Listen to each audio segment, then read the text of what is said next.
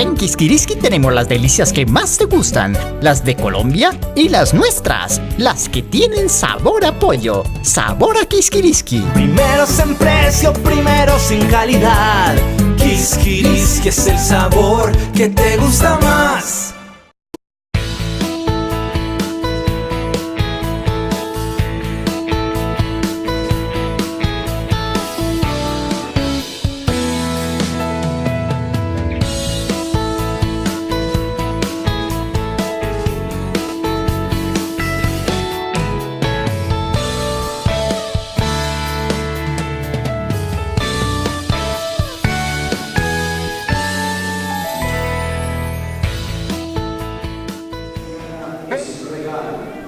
La vida cristiana es una gracia que ninguno de nosotros hemos merecido.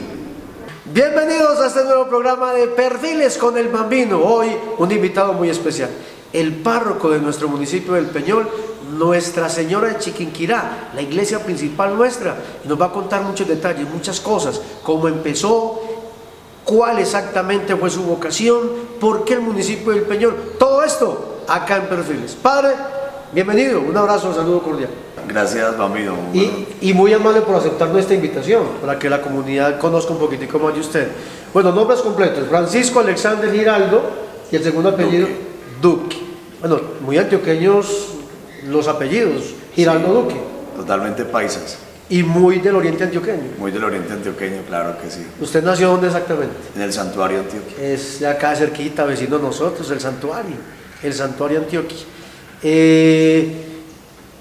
Primeros pasos, la infancia, ¿cómo fue? ¿Cómo se desarrolló su infancia?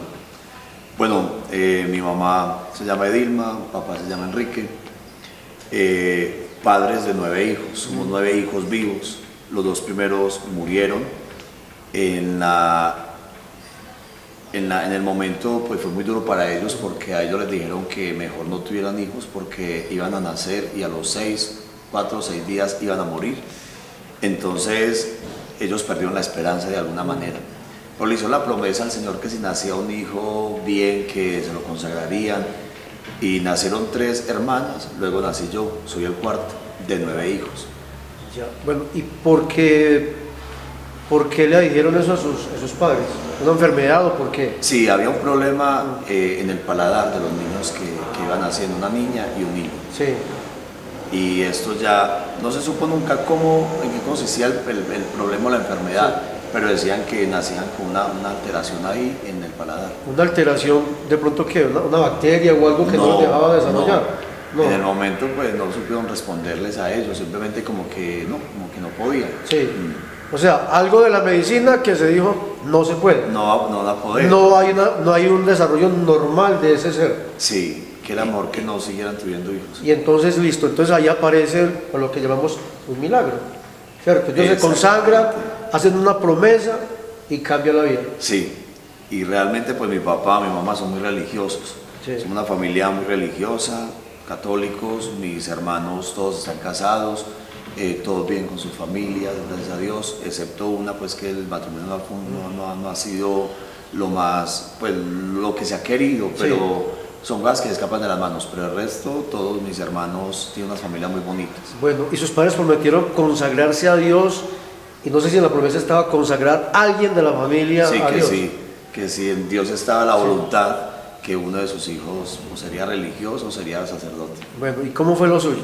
¿Fue encaminado o realmente fue vocación? Pues obviamente, vocación, no sin vocación, tal vez no se sostiene en algo tan exigente como es el sacerdocio. Sin embargo, en ese camino yo siento que la vocación me nació un día de la primera comunión. La primera comunión, yo en la primera comunión sentí un llamado y era a ser sacerdote, y se lo comenté a mi mamá cuando terminó la Eucaristía. Pero fue pasando el tiempo, fui entrando en la adolescencia y se me fue olvidando ese ideal, ¿cierto? Sin embargo, hubo una misión en mi vereda, yo soy de una vereda también, o sea, se llama Palmarcito, y allí hubo una misión que de un grupo juvenil, y yo a los 14 años quedé liderando el grupo juvenil porque no se atrevían los otros, aunque era muy tímido, pero me tocaba pues como asumirlo y fue muy bonito compartir esa experiencia a los 14 años ya liderando el grupo juvenil. Y un día precisamente venía para el Peñol, tenía 15 años y medio, venía para el Peñol a una concentración juvenil de esas que se hacían cada año, veníamos 1.500, 2.000 jóvenes, y el padre encargado de la pastoral juvenil, Raúl Ramírez, que es mi padrino de ordenación sacerdotal, no, diaconal, porque la de sacerdocio es el padre Rubén Castaño. El padre Raúl me pregunta, me decía, Monito Alexander, Sí. usted no tiene la inquietud, usted no ha pensado en ser sacerdote, usted tiene vocación. Y yo le dije, pues padre, la verdad es que ya no, en algún momento lo pensé, pero ya no he pensado, yo descarté esa posibilidad. Me dijo, pues amigo, piénselo a ver. 15 años tenía, ¿no? Tenía 15 años. 15 años. Y venía por una concentración juvenil para acá, que era en el segundo semestre, por ahí del 95 más o menos. Y entonces ya ahí me hace el planteamiento, y yo le dije, pues padre, pues voy a volver a considerar la posibilidad y voy a mirar. Igual yo estaba un poquitico frenado en el estudio porque había que, como era el mayor de los hombres, la situación económica de mi familia no era la más exitosa. Sin embargo tampoco podíamos decir que nos moríamos de hambre, pero sí, papá era el papá de 9 hijos, y yo era el mayor de los hombres. Había que ayudar en algo, sí, tratar de ayudar en algo. Había que vincularse en alguna tareita, aunque no fuera mucho. Entonces, sí, claro, efectivamente, ya cuando llegó Coredi a la vereda fue cuando yo empecé a cursar mis primeros 2 años del bachillerato, y el padre me dijo, y yo le dije, padre, pero es que yo estoy en séptimo. Entonces me dijo, no, eso hay seminario menor en Yarumal, te vas para Yarumal y allí estudias y ya después pasas a La Ceja. Y yo le dije, pues padre, entonces voy a mirar. Y él me preguntaba por ahí cada mes, cada 15 días, ¿qué ha pensado? Y yo, padre, lo estoy pensando. Y para el otro año, o sea, pensé un semestre, y al otro año ingresé al seminario de Yarumal, en el 97. O sea, digamos que fue una motivación, guiado por alguien. Lo motivaron, intentó probó, y me la quedé. vocación lo fue llenando, lo fue llamando y se quedó. Sí. Lo que pasa es que la vocación es como una semilla que Dios coloca en el corazón, pero si no hay alguien que la cultive, se muere. Entonces, no es que uno sea sacerdote porque le insinuaron, porque le dijeron, no, sino porque alguien lo ayudó a descubrir ese tesoro. Entonces, es como el agricultor que deposita una semilla en la tierra. Si él se va, la semilla a lo mejor se va a morir, pero si hay alguien que está echándole agüita, abonando, deshiervando, va a mantenerse fértil la semilla. Y aparte de ese padrino también, yo creo que la semilla nace en casa. Esa semilla, lo que usted me habló de sus padres, la promesa, me imagino que ustedes se reunían en familia, rezaban el rosario, alabanzas a Jesucristo, a Dios. Entonces toda esa semilla ya estaba sembrada. Total, o sea, la experiencia espiritual en la familia ha sido muy marcada, tanto así que a pesar de que había mucho que hacer en el campo o en el lugar de trabajo de papá, y yo tenía un encuentro con la pastoral juvenil, me decía, no, mijito, primero Dios, vaya tranquilo. Y a mí me sorprendía porque papá podía tener deudas, podía estar en una situación muy complicada, y sin embargo él nunca me decía, no vaya porque tienes que ayudarme en esto, no. Él siempre me apoyaba, y el ambiente espiritual era muy favorable, obviamente. Un buen grupo de hermanos, obviamente que o sea, había roces como en cualquier familia, pero siempre nos queremos bastante y hemos sido muy unidos, y la experiencia también de ver un papá tan entregado y una mamá tan trabajadora y tan entregada, pues se convierten para unos grandes modelos. Usted me habló de liderazgo, siempre tuvo ese liderazgo desde la escuela, cuando pasó a grupos juveniles. ¿Usted era un líder realmente? Yo creo que todas las personas somos líderes, solo que algunos lo ejercemos de una manera y otros de otra, y de pronto, a pesar de que en mí también había una gran timidez, y todavía la hay, sino que ahorita uno ya la maneja, pero en realidad yo era un joven muy tímido, yo en la escuela era muy tímido, sí, yo en la escuela era muy tímido. Incluso a veces mientras los demás amiguitos jugaban fútbol y salían a recochar, yo me quedaba con otro que era muy tímido, sentado a un lado en el balcón del colegio o de la escuela, Y cuando después entré al seminario también me costaba mucho, como me tocaba salir a leer en público. Esto lo hago ¿por qué? Porque hay mucha gente que dice, no, yo nunca voy a ser capaz de tal cosa, no, es que yo soy muy tímido, a mí no me pongan a hablar frente a un micrófono, no. Las barreras uno las permite. Uno puede tener los miedos, las inseguridades, los complejos, pero cuando se acompañan desde Dios, uno lo supera.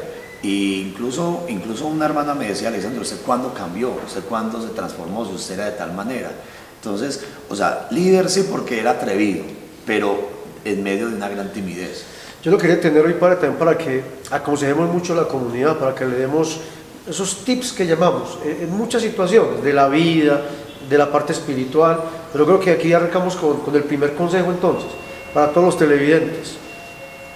Así usted sea tímido, usted tiene capacidades para desarrollar y liderar un proyecto de liderazgo. ¿Cuál es ese primer tip? ¿Cuál es esa primera regla? ¿Qué fue lo que usted quebrantó, rompió para por lo menos ejercer un poquitico de liderazgo y vencer la timidez y pararse ante un público y hablarle a los demás? Vea, yo considero que hay dos cosas muy importantes. Una, considerar que usted es obra de Dios y que Dios no hace cualquier bobada. O sea, sí. Dios le puso cuidado hasta una bacteria. Le puso cuidado hasta una lagartija que camina por allí. Es decir, si Dios le puso tanto cuidado a una flor, a un pájaro, ¿cómo no le va a poner tanto cuidado a un ser humano que es imagen y semejanza de Él? Entonces, eso fue lo primero que yo empecé a concebir. Bueno, si yo no soy menos que nadie, ni más que nadie, ¿por qué me da miedo los demás? Eso fue, primero, considerarse obra de Dios, regalo de Dios, y segundo, pues, no creerme más ni menos que nadie, soy igual. Vamos a combinar todo esto para ir saltando de historia en historia. Bien, pues. Ya hablamos otra vez a la parte religiosa. ¿Deportista, algún arte, algo que en la juventud, en la niñez, se destacara usted o no? Pues a ver, por las circunstancias, a mí me correspondía andar un poquito en cicla para ir a estudiar. Estuve un año donde yo tenía que viajar desde la vereda, pues que no es tan lejos, pero en el santuario sí era considerado lejos porque el santuario geográficamente es muy pequeño. Entonces la vereda de las más retiradas puede ser 8 o 10 kilómetros. Entonces, por ejemplo, en el caso mío eran 8 kilómetros que tenía que bajar y volver a subir. Bajar y subir en bicicleta. 8 kilómetros eran como 16 en diario. Ahí practicaba el ciclismo. Sí, practicaba el ciclismo, o sea, me gustaba, y ahorita de pronto por la falta de tiempo, pero igual compré una cicla con la intención de seguirlo practicando. Pero en realidad, no, más que todo atletismo, me gusta nadar, me gusta bailar. O sea, mi familia con mi hermana me gusta cuando nos encontramos, compartir con ellas, no en cualquier escenario ni con cualquier persona, obviamente. Pero me parece que en el baile ahí se expresa la alegría, se relaciona, se ejercita el cuerpo y se disfruta, es un deporte. Bueno, y entonces, ¿cómo es el tema del baile? El baile, pero la música bailable, la que llamábamos nosotros en esa época música caliente, tropical, ¿o no? Sí, claro, tropical, merengue. Merengue. Pues no, o sea, Alfredo Gutiérrez. Sí. Cuando uno, por ejemplo, los jóvenes le dicen, padre, ¿usted baila? O sea, ellos se sorprenden porque ellos se imaginan perreo, se imaginan reggaetón, y no, o sea, obviamente que no me simpatiza. O sea, época de Alfredo Gutiérrez, como Las Estrellas, Lisandro Mesa. Sí, exactamente. Sí, claro que sí. ¿Y era amiguero usted? Sí, claro, yo sí he sido sociable, pues para no ser el líder de un grupo tiene que tratar de entrar, de impulsar a otros jóvenes a que participen, pero como le digo, después de que empezó a superar un ambiente y un complejo, una situación que de pronto se manejaba en mi interior. Claro. Sí. ¿Y novias cuántas tuvo? Pues a ver, en la época no es como ahorita que a los 12, 13, 14 años están ya pues con novia, no, o sea, yo sí tuve mis traguitas y mis relaciones, pero muy someramente, o sea, a los 15, 16 años era más como dedicado al objetivo que era el grupo juvenil, y sí, obviamente con las traguitas también, porque como cualquier ser humano. Como cualquier ser humano, aquí tuvimos inclusive nuestro primer invitado de Perfiles fue el párroco Aníbal. Y el Papa nos contó que él estuvo a punto de casarse, nos contó esa historia. El Papa Francisco, claro, él dijo, tuve mi novia, y son seres normales, seres humanos con una vocación. Entonces ahí era usted una persona alegre y listo. Entonces ¿Fútbol no practicó? No, fútbol no. Sí, pero así muy callejero, muy... Sí. Pero no era así de destacado, compañeros. No, la verdad, no. O sea, cuando lo picaban no era el primero ni el segundo, pero allá quedaba el... Siempre he tenido un problemita de que cuando hago deporte se me eleva el dolor de cabeza. Entonces, cuando tengo que hacer un deporte que no sea tan competitivo, que sea más individualista para yo manejar mi propio ritmo. Sí. Y a veces hace el deporte por mantenerse o por la salud. Por la salud, Por la o salud. sea, y porque relaja, o sea, distrae, hace mucho bien. Pero la verdad es que en el seminario no le piden, porque en el seminario hay 4 fases, en la formación hay 4 dimensiones muy importantes, que es la pastoral, la académica, la espiritual y la comunitaria. Y la comunitaria está la parte, la deportiva, está la de socializar con los compañeros, de compartir con ellos.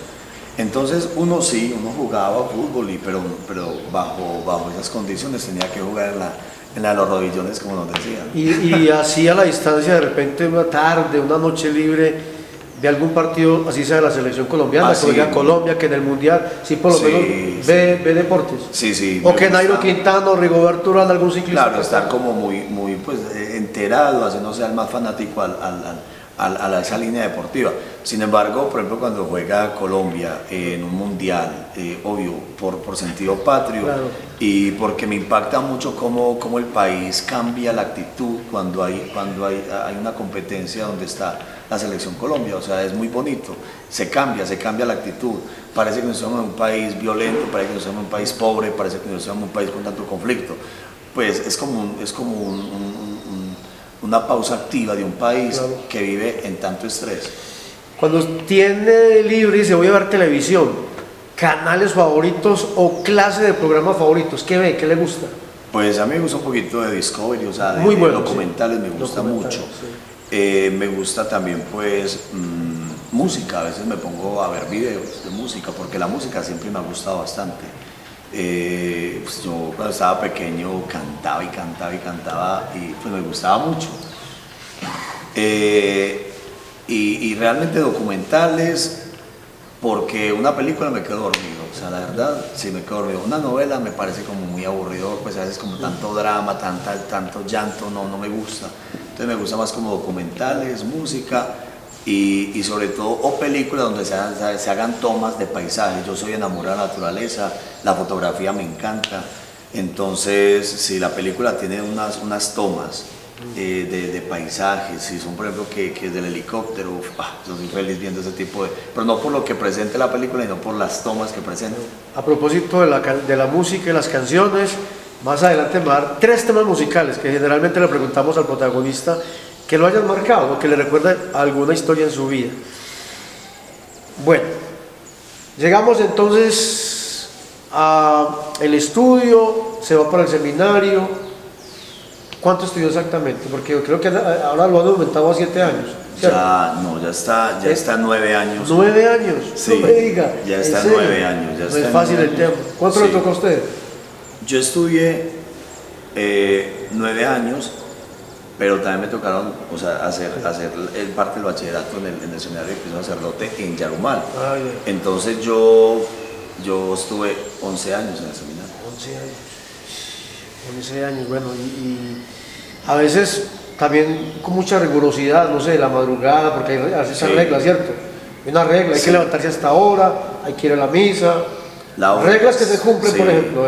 Allá, por ejemplo, es como es un día normal en el seminario, y yo que estuve en el seminario de Yarumal y en el seminario de La Ceja, el rigor del seminario de Yarumal era más fuerte, primero por la distancia, porque yo podía venir 4 veces al año a la casa, segundo porque la situación económica del seminario era bastante durita, entonces la comida era un poquito débil, la comida era débil, y el frío era muy fuerte en Yarumal, es fuerte, entonces eso hace que se haga más durita la madrugada. Uno cuando por ejemplo entraba a la ducha y salía un chorro de humo y luego el agua, porque allá es bastante frío, Yarumal es bastante frío.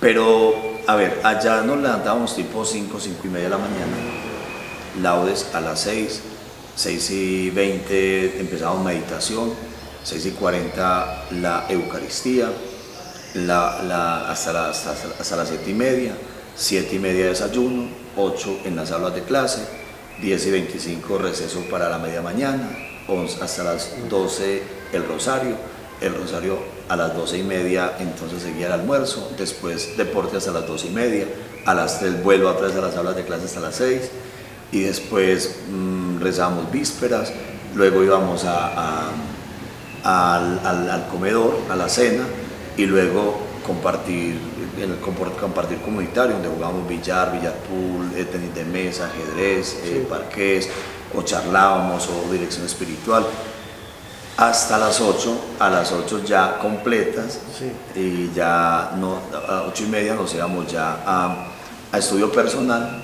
hasta las 9:30 o 10.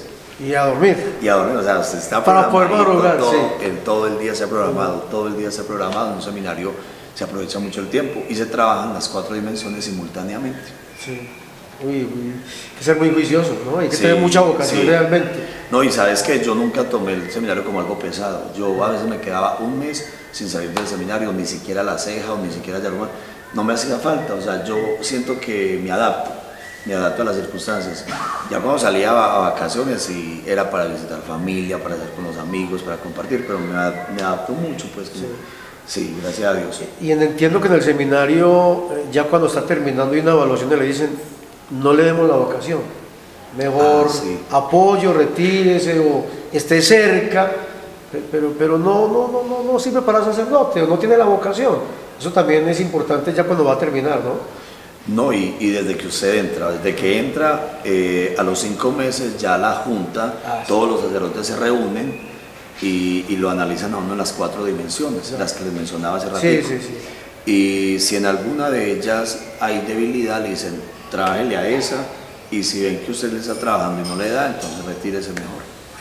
Sí, pero es decir, que yo en ese tiempo que estuve en el seminario, 22 juntas, o sea, 22. ¿Y en alguna hubo alguna incógnita o asterisco en alguna de ellas? Claro, o sea, uno siempre le van a encontrar algo que mejorar. Por ejemplo, a uno le podían decir de pronto en el aspecto espiritual, vas a trabajarle a esto.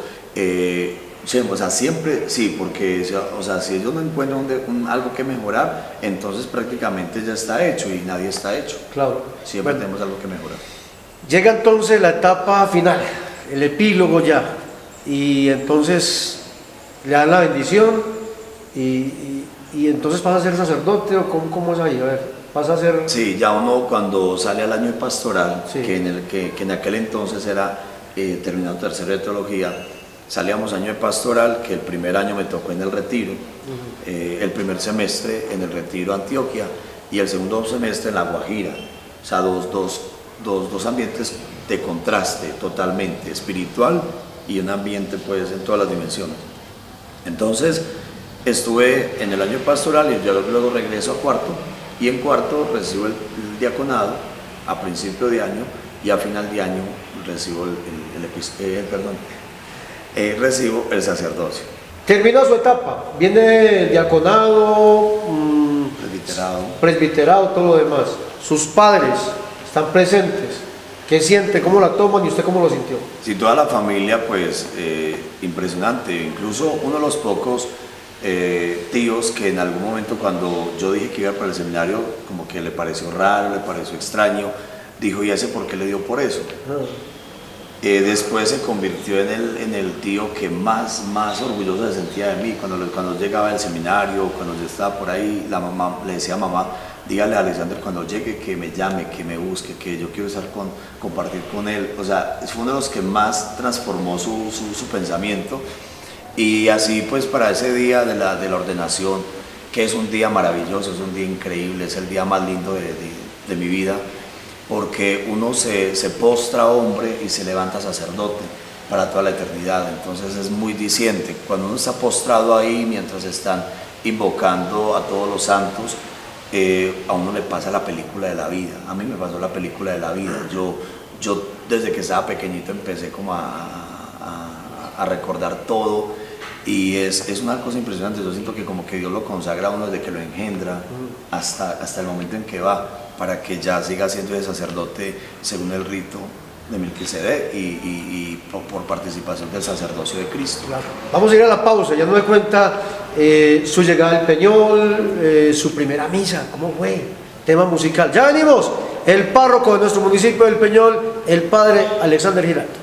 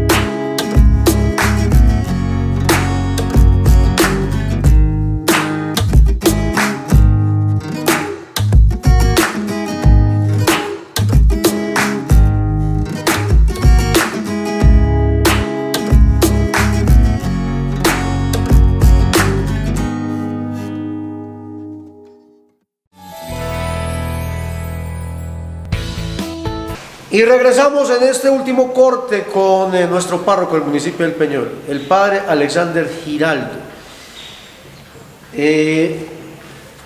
A ver, un consejo para la comunidad, ¿cuál sería? Como consejo a la comunidad en el tema espiritual para el municipio del Peñol. A ver, mami, yo creo que la invitación que yo daría a la comunidad es que aprovechemos lo que tenemos para fortalecerlo.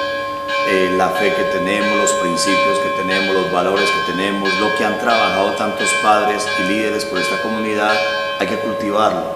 No nos creamos ya listos ni nos creamos buenos, siempre hay que ser más, porque el mediocre se siente conforme y cree que ya está listo, sí. Pero el que quiere llegar lejos tiene que seguir trabajando todos los días más. Sí. La comunidad del Peñol generalmente y sobre todo en el oriente, ¿cierto? Somos por tradición una familia de muchas costumbres, muy conservadoras, todavía con muchos arraigos familiares. ¿Qué se encuentra en la comunidad en estos primeros meses?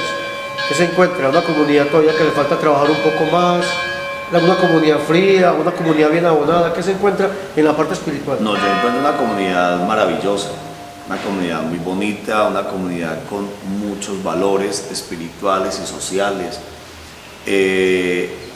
Uno ver en las Eucaristías, gran parte de las Eucaristías está compuesta es por familias. Sí. Entonces qué bonito que la familia tenga la Eucaristía como un plan importante dentro del programa familiar y dentro del programa de la semana.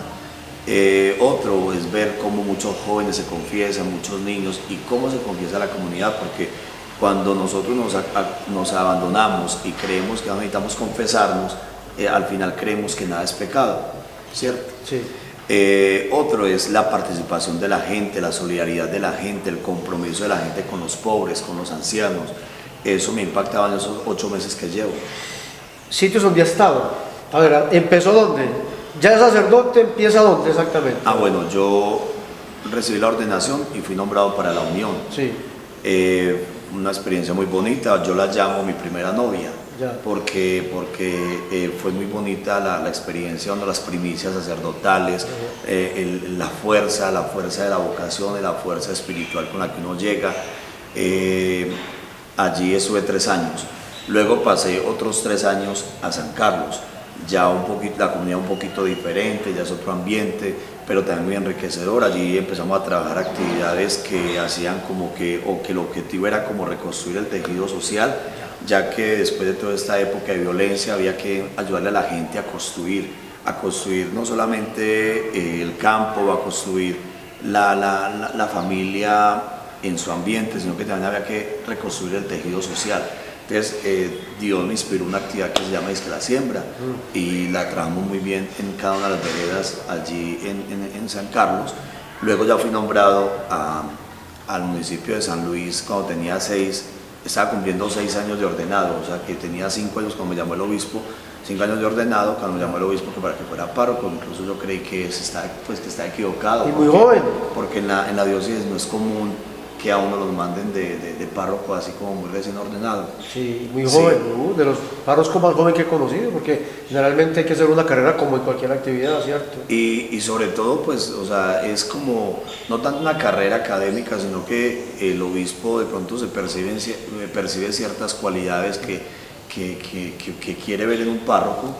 Entonces me pidió el favor de que pasara a San Luis. Deme una cualidad, ¿por qué fue nombrado párroco tan joven? No, yo no sé, porque Dios quiso, yo diría que porque Dios quiso, pero de pronto él pues lo que él me dijo fue que le gustaba pues la manera pastoral, sí. la manera como ejercía la pastoral, como atraía a los jóvenes, como trabajaba por los campesinos y las familias, eso fue lo que me dijo. Claro. ¿Ha estado en otros países? Pero así como momentos, sí, en Nueva así York, sea paseando, estuvo en Nueva York. En Nueva York colaborando en algunas parroquias,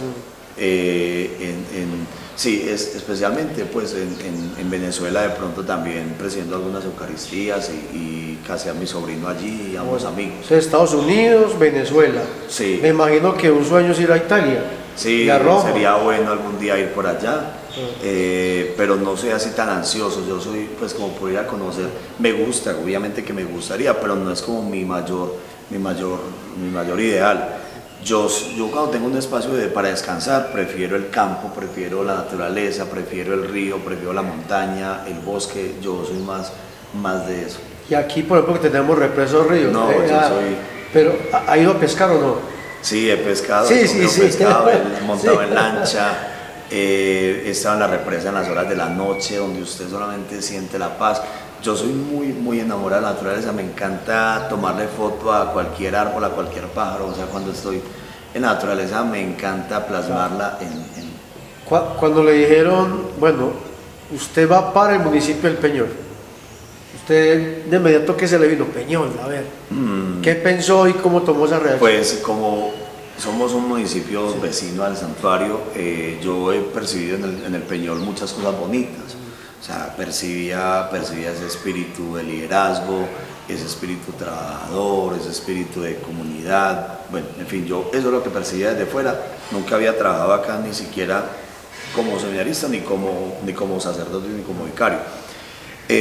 Cuando me nombraron yo no esperaba, porque al obispo le había dicho yo que le había insinuado que me mandara otra vez de vicario, pues que para mí lo más fuerte era la parte pastoral, o sea que yo me sentía mejor en la parte pastoral que en la parte administrativa. Sin embargo no me obedeció, no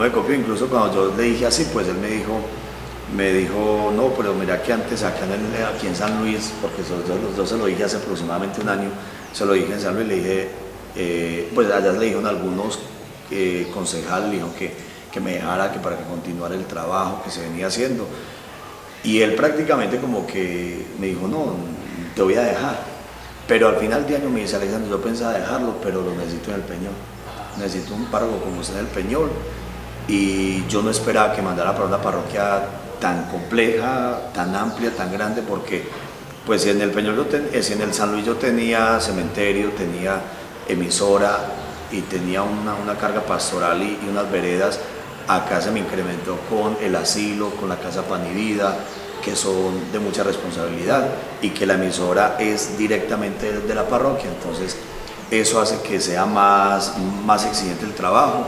Sin embargo, ha sido muy bonito y mucho aprendizaje. Qué bueno. Experiencias con el párroco de nuestro municipio. Hablamos de temas musicales. A ver, 3 canciones así que le hayan tocado o que todavía le toquen el alma por alguna circunstancia de la vida, porque les gusta. A ver, ¿cuál? Bueno, una de Napoleón, Vive, me parece una canción muy bonita. Vive Napoleón, muy bonita. Fue una de las canciones que cuando estábamos en el grupo juvenil, pues intenté que todos la cantáramos, porque es un mensaje a la vida, es un mensaje a lo que somos. Abre tus brazos a la vida, porque a veces nosotros nos cerramos y no entendemos que la vida es una apertura a tantas cosas. Otra canción que me gusta mucho es una que nos dedicaron en la primera convivencia vocacional que tuve en el seminario, Cuando entramos, por ahí ya una serenata y era la de Jesús es mi pastor, creo que Roberto Carlos. Es una canción sumamente hermosa y cuando la veo, cuando la escucho, yo siento una alegría muy grande.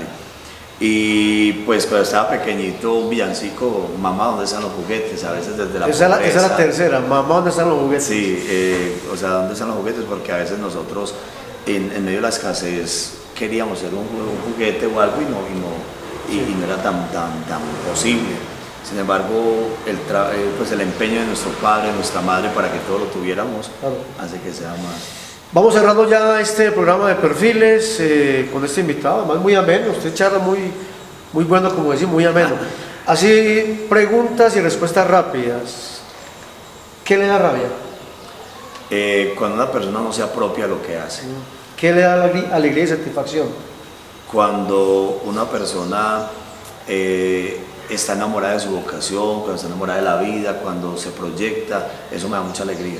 ¿Su futuro, cómo lo vislumbra?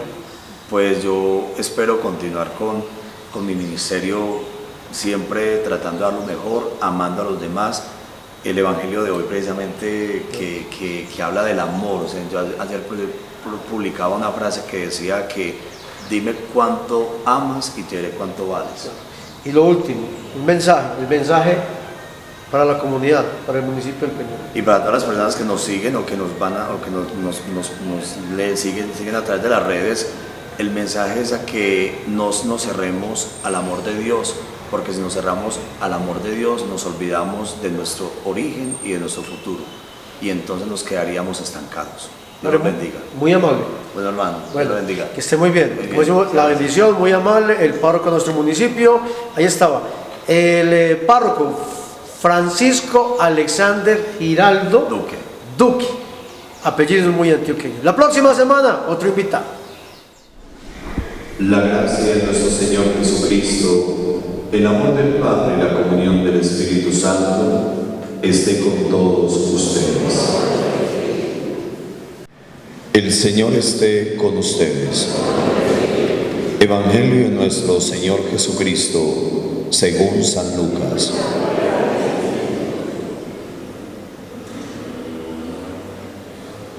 En aquel tiempo, un fariseo rogaba a Jesús que fuera a comer con él, y entrando en casa del fariseo se recostó a la mesa. Un prestamista tenía 2 deudores. Uno le debía 500 denarios y el otro 50. Como no tenía con qué pagar, los perdonó a los 2. ¿Cuál de ellos le mostrará más amor? Respondió Simón y dijo: supongo que aquel, porque ha amado mucho. Pero al que poco se le perdona, ama poco. Y a ella le dijo: han quedado perdonados sus pecados. Los demás cuidados empezaron a decir entre ellos: